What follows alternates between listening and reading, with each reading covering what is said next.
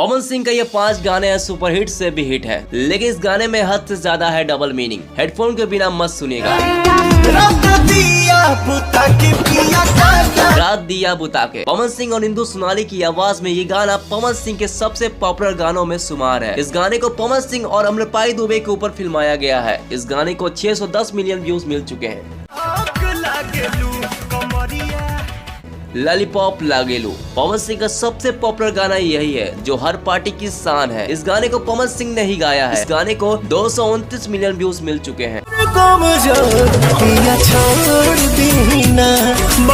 पिया छोड़ दी ही ना, इस गाने को पवन सिंह और आस्था सिंह ने बखूबी से पेश किया है। इस गाने को 61 मिलियन व्यूज मिल चुके हैं। पवन सिंह के बेहतरीन गानों में ये भी लिस्टेड है। कलकत्ता हमरो जवानी, इस गाने में पवन सिंह और काजल राघवानी नजर आए, जिनका डांस आपको हैरान कर देगा। इस गाने को 542 मिलियन व्यूज मिल चुके हैं।